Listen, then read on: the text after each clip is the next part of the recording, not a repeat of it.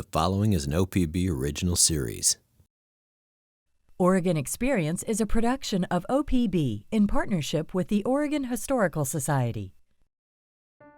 Leading support for Oregon Experience is provided by Jordan Schnitzer and the Harold and Arlene Schnitzer Care Foundation, and the Robert D. and Marcia H. Randall Charitable Trust, Fund for Lifelong Learning, the James F. and Marion L. Miller Foundation.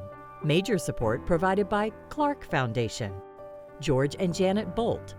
Additional support provided by Charles and Nancy Tauman, the contributing members of OPB, and viewers like you. Thank you.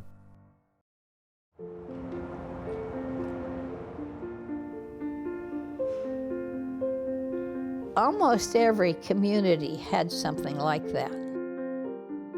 A poor farm was designed to provide shelter and food, and sometimes health care for people in communities who were destitute. This is the time before there was such a thing as Social Security and other social programs.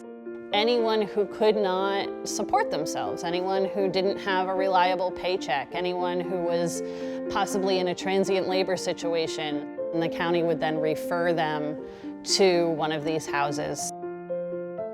If you were sick and needed a doctor, they were going to call one, and they were going to pay for it. But there's still a stigma attached to having to go to the poor farm. It was the last resort. And it was what you did to take care of your people who couldn't take care of themselves.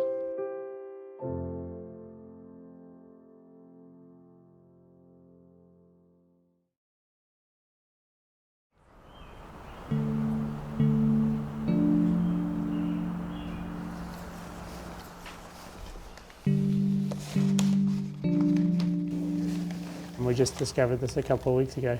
We have maps and tubes in the attic, and I just decided I needed to look through them all to see if there was any more information. So this mark here is Leper's grave, is right there. Hidden inside Washington Park's Hoyt Arboretum is a mystery people have been trying to solve for decades. A long-lost grave resting somewhere among the trees. I think on the map there's a pencil mark that says like 375 feet from this spot, and that's the spot I measured from based on the scale of the map. So, so we just have to walk 375 feet from here, supposedly. More than a century ago, the Multnomah County Poor Farm operated in what is now southwest Portland's Washington Park.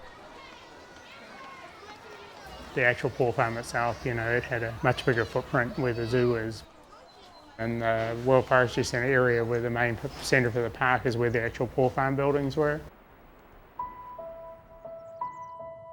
The farm provided housing and care for thousands of needy people who lived and often died there. According to newspaper accounts, one resident, sometimes called Wong Louie, arrived at Multnomah County's Hillside Poor Farm in 1906. Believed to have leprosy, county officials isolated him in a small shack away from the main building. And I just imagine it was pretty lonely. It's fairly isolated. Yeah, I imagine it was very difficult. And it sounds like, you know, he had thought that he may be able to return to China. When he died in 1907, newspapers reported the shack was burned and the body buried in a pauper's grave at the site. At different times, markers indicated the location, but those are all long gone. But it's all just guesswork, really, just trying to see. I feel like everything that we have between the maps and the descriptions that show up in some of the articles, they all put it in this like general area. Here's Ah Hung. Is that the person you're looking for?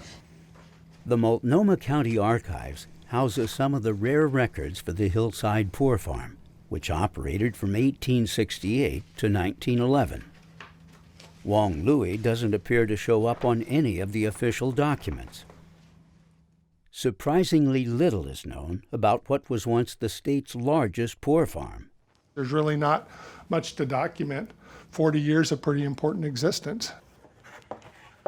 But sometimes new material is discovered. A surprise donation, like this one, can provide valuable information. So this is the scrapbook. It's a recent accession that we got from a fellow that contacted us and said that he had some records from the Hillside Poor Farm. I was pretty excited about that because there aren't many records that exist about the Hillside Poor Farm. This for sure is the superintendent's house here. I think this is the hospital.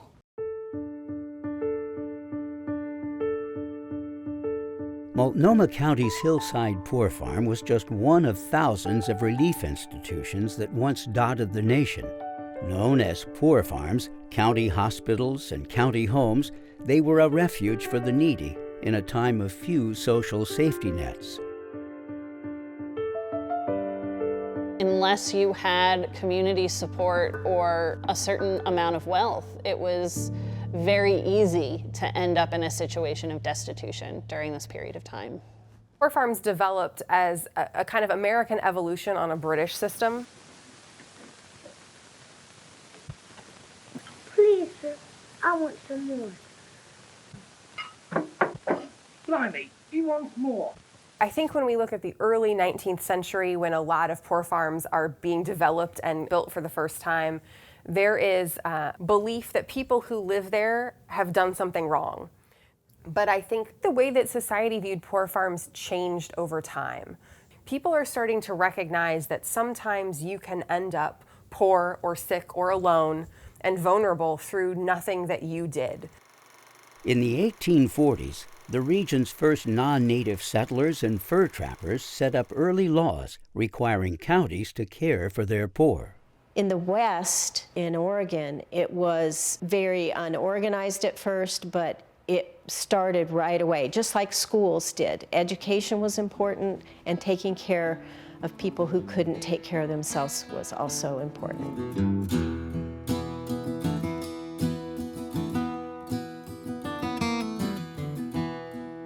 When Jackson County started, it was mainly a boom town. There was a lot of miners looking for gold. And when people couldn't take care of themselves, people would just find them dead in their cabins.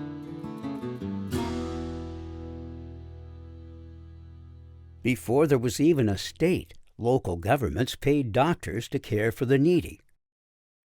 One of the first was John Beeson. His experiences in Southern Oregon would lead him to write the book A Plea for Indians and become a national advocate for Native American rights. But in the 1850s, Beeson cared for the sick and dying in his home. And then John Beeson would apply to the government for reimbursement, and that's how it was handled in the beginning. What had been a general practice became law in 1854. When the territorial government required counties to take care of their indigent residents. The pauper shall receive such relief as the case may require out of the county treasury. A commission or judge determined who got help, what type, and how much. Anyone deemed a rogue and vagabond could be denied relief. While direct cash payments were usually reserved for the so-called worthy poor, like widows and veterans, others could end up at a poor farm. The idea behind the poor farm was a means to house impoverished individuals while also recouping some of the cost associated with caring for them.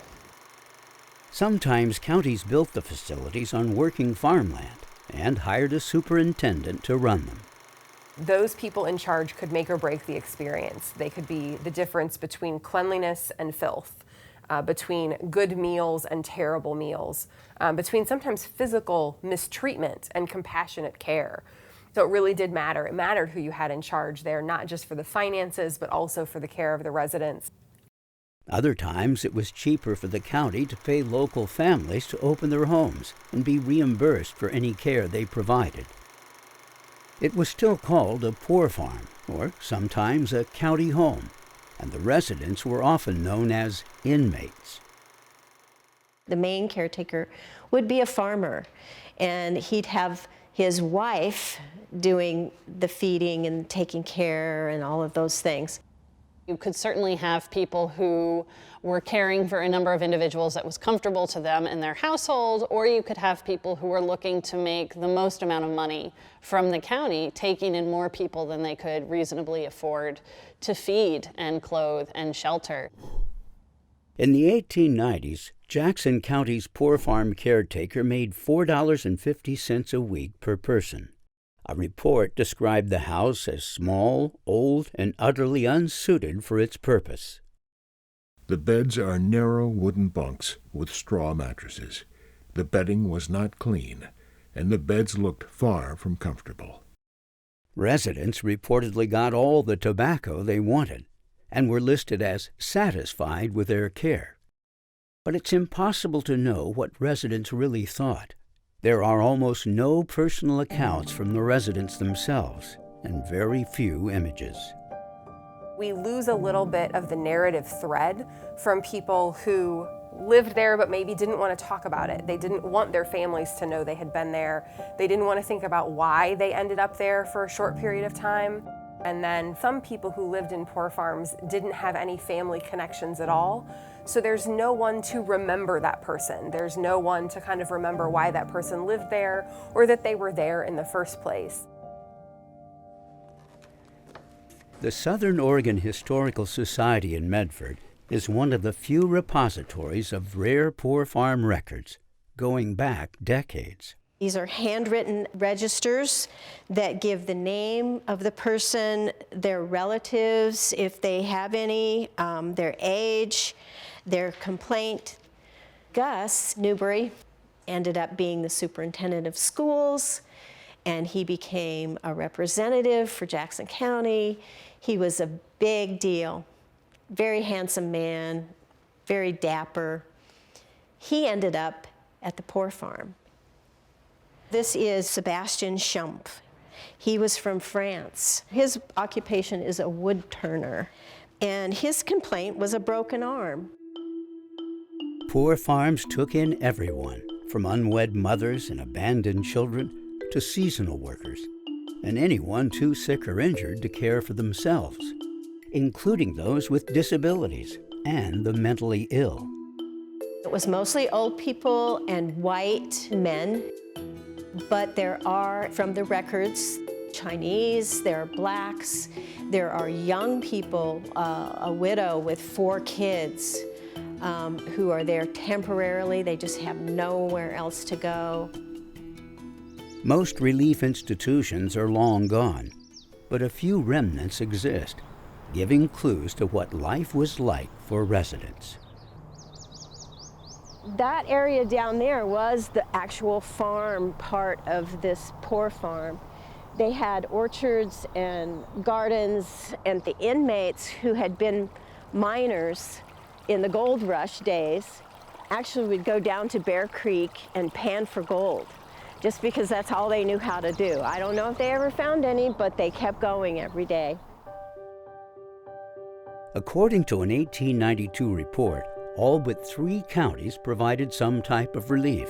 Most used poor farms run by independent contractors, including this home in Lane County, operated by Dr. Benjamin Russell. By all accounts, he treated the people who entered into his home as he would family. Russell was a Union Army veteran and former prisoner of war. He and his wife Maggie settled in Thurston as a community doctor. He was known to travel by horseback to do any sort of medical needs that the community would have, but he was in ill health from his service in the Union Army, and so he was unable to travel as much as he could, and he was actually really worried about being able to support his family. He had 8 children. When he asked the county for aid, commissioners offered him a job running a poor farm. He actually started something that was essentially a clinic for impoverished populations. Most of the people who came to Russell's house were either ill or elderly. Many people felt that poor farm residents should work on the farm for their care, but often that wasn't realistic. What they found out very quickly was that people are coming to a poor farm as a means of last resort. They're coming because they cannot work and sustain themselves outside of the institutional setting. And if they could work enough to make enough money, they wouldn't be here. People are human with dignity and should not be forced to work themselves to death or to feel like there's some sort of moral failure just because they're poor. In the first 20 years of its operation, Multnomah's Hillside Poor Farm helped over 1,500 people. According to a report, about 1,000 were white males, over 400 residents were black. Chinese numbers are not noted, though their names and nationalities are found in the registers. Among the thousands who came here, many never left. This is actually one of my favorites in the whole thing, is this picture of the cemetery. There isn't much known about Hillside's graveyards. These were pauper graves, and there are few documents about who ended up here or where exactly they're located. Cemetery like this is kind of interesting to just think about the fact that there were a lot of people buried there. Newspaper accounts indicate bodies from unmarked graves have turned up several times over the decades. They found bodies contemporarily. They found bodies on the zoo grounds. In 1904, an investigation found that Poor Farm Superintendent J.E. Courtney kept faulty records, sometimes putting several bodies in a single grave, and illegally sold bodies to the University of Oregon Medical School. The following year, another investigation found the new superintendent also kept bad records and buried 5 babies in a single unmarked grave. While in Jackson County, a 1907 investigation found abuse. There was usually at least 12 or 13 people in that house, and it's a tiny house. They were not adequately fed. They reported in the paper just filth. They gave it scathing reports. A new county-owned and operated farm was built within weeks. It was a 2-story building. It had a full basement with a furnace in it. It even had plumbing, which wasn't a standard thing in 1907. The county hired the Wells family as superintendents, living and working on the farm. They had a big porch that surrounded the entire building, and most of the pictures that you see of the poor farm, there's people sitting out on that porch. When William Wells died, his wife Irene took over. She elicited her family to come help her.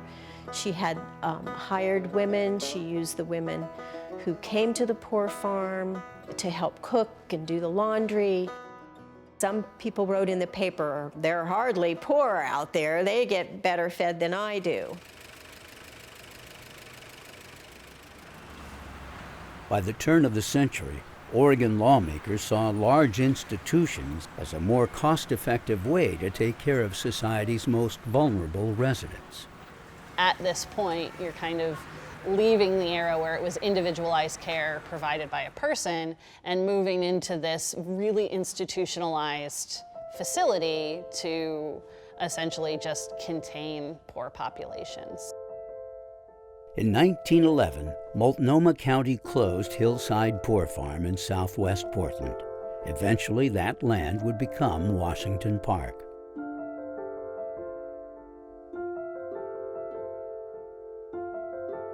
You know, a chunk of land out in Troutdale wasn't nearly as valuable as a chunk of land sitting up against broadly expanding Portland.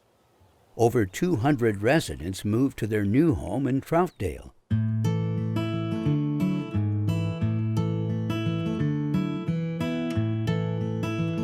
If it was going to be an institution, it wasn't that bad an institution. An early showpiece of Multnomah County was the Multnomah County Farm near Troutdale, Oregon. It was the largest and grandest poor farm in the state. It would eventually grow to 345 acres. A crop of potatoes to be proud of. They fed all the people at Edgefield, they fed everybody at the county hospital, they fed everybody at the jails, and they sold surplus for profit. So, I mean, it was an operation that really worked for folks. For 70 years, it was home to thousands of people.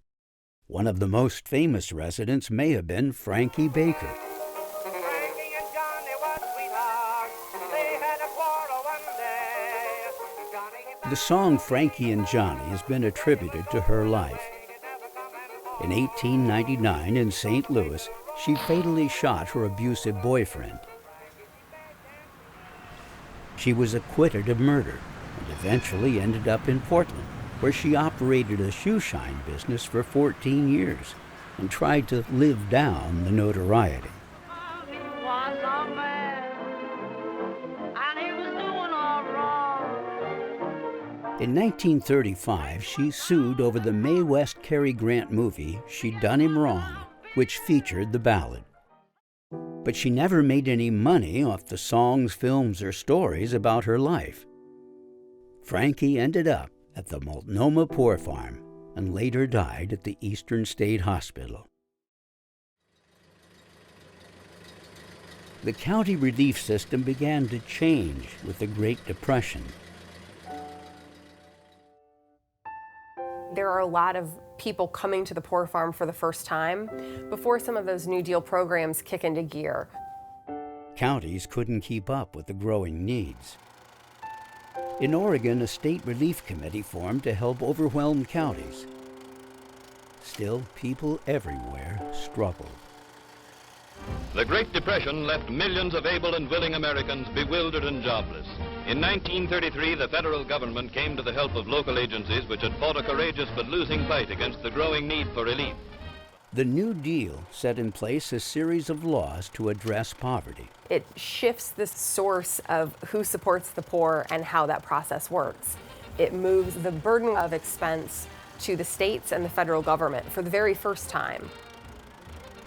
This Social Security measure gives at least some protection to 30 million of our citizens who will reap direct benefits through unemployment compensation, through old age pensions, and through increased services for the protection of children and the prevention of ill health. The New Deal legislation marked the beginning of the end of poor farms and the long legacy of county-funded relief. Social Security had a very specific clause in the original legislation that anyone who was going to receive Social Security could not live in a public institution. And so by the early 1940s, the late 1930s, a lot of counties are closing the institutional part of the poor farm. Around the country and state, many facilities closed altogether, while others transitioned to nursing homes and county hospitals. So it never gets rid of that need at the local level. And so counties are always kind of trying to figure out which type of aid, where they might be able to send people. It ends up being a really complicated process. A state public welfare commission was established to administer social services. It included divisions dedicated to medical care and social work. But while most counties were winding down services, Jackson County improved theirs. In 1949, the county decided to build a new modern building. They were flush with money. It was after the war, and they decided to build better accommodations. But it changed the character of the poor farm. There was no porch to sit on. They didn't have group meals anymore. Their meals were brought to them in their rooms, like a hospital. It operated for decades and in the 1980s finally shut down. But the county retained and used the building until 2020, when the devastating Almeda fire tore through the community, destroying thousands of homes and buildings, including the old poor farm. So when they cut it, they'll start to take things out. And then, as part of the debris removal, the cornerstone plaque survived the fire, and there's a time capsule inside. No one knew the time capsule existed. It was finally opened more than 50 years after being placed. The big surprise will be whether this survived the fire or not. You know, I don't think there's going to be a gold nugget or anything, but I'm shocked. that it survived the fire that well.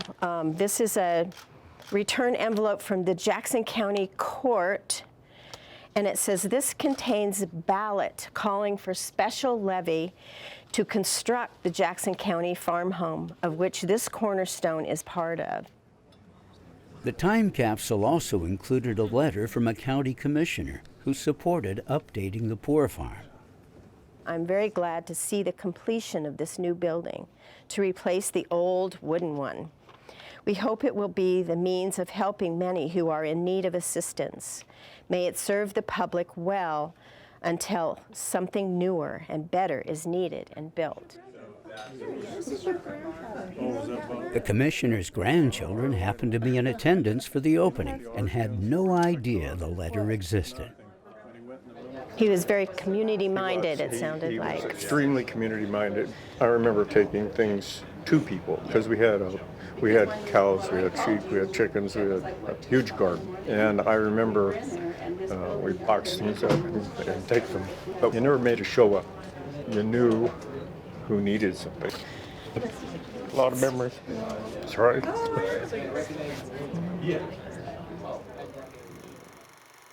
A handful of facilities continued to operate for decades.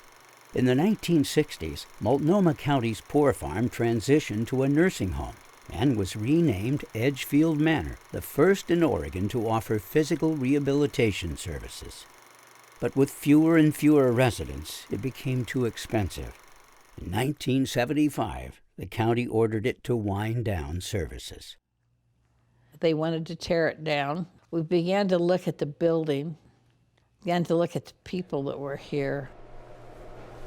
Sharon Nesbitt covered the stories for the local newspapers and became invested in saving the history. Welcome to the Sharon Nesbitt room. We knew that there were stories here that needed to be told, and we should be here collecting them. The last resident moved out in 1982. Neglect and vandals left the once grand buildings in disrepair. But Nesbitt and others decided the facility needed saving. It was a big fight, and they thought I was crazy, which I've been accused of that before, so it was not a problem. Eventually, the buildings were placed in the National Register of Historic Places. That's when the McMenamin brothers bought the property. I can remember Edgefield, when we first did that out in Troutdale. People driven by that building for 50, 60 years and never been inside, had no idea what it was. And so to open it up to the public, they were fascinated in seeing what was going on. There's a history everywhere. And the McMenamins found it and took it and ran with it in every part of the farm. Today, Edgefield retains the character of the poor farm while honoring those who lived, worked, and died here.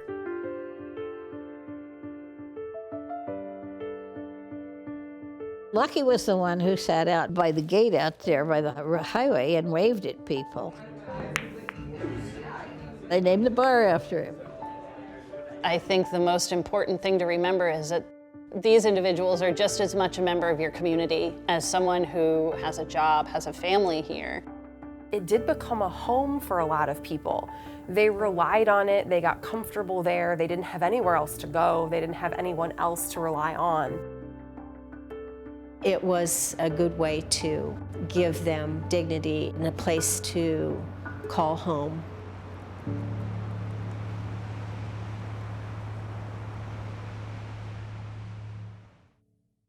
There's more about Oregon's county poor farms on Oregon Experience Online. To learn more, visit opb.org.